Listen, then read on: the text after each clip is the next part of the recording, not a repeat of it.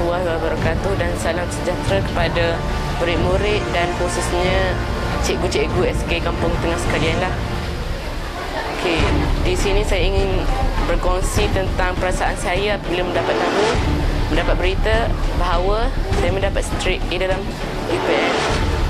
peperiksaan UPSR baru-baru ini.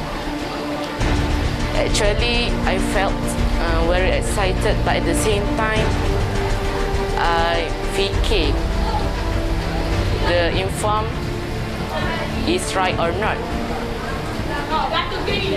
Dan apabila saya mendapat tahu bahawa inform tu sah, betul, okay, saya tak terkata lah apa-apa, tak kata apa-apa selain melakukan sujud syukur. Terima kasih.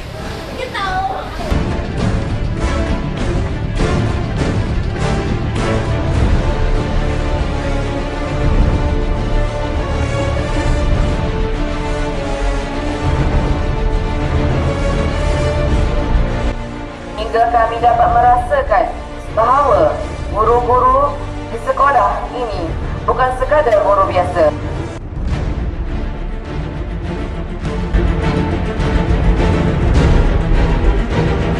لا يؤمنون إنا جعلنا في أعناقهم أغلالا فهي إلى الأذقان فهم مقمحون. Beri peluang keemasan dalam dewan yang sebaiknya, dalam negara yang sentiasa aman.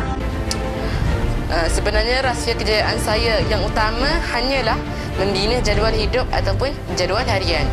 Okey, dengan itu kita dapat melakukan kita boleh mengatur segala perlakuan kita seharian. Okey, selain itu kita juga perlulah jaga hubungan kita dengan Allah Subhanahu Wa Taala.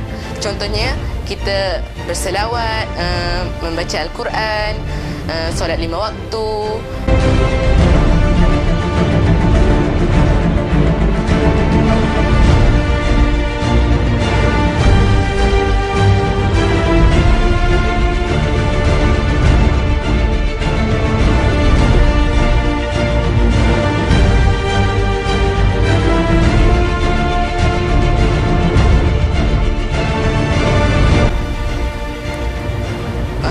Seterusnya, jagalah hubungan kita dengan kedua ibu bapa kita. Okey, contohnya jaga hati mereka, sentiasa menolong mereka, jangan bagi mereka sentiasa marah dan sebagainya lah.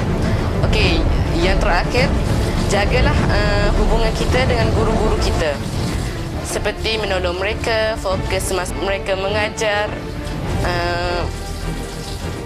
dan sentiasalah memberi salam kepada mereka. Okey, seterusnya ikuti setiap aktiviti yang dirancang oleh pihak sekolah.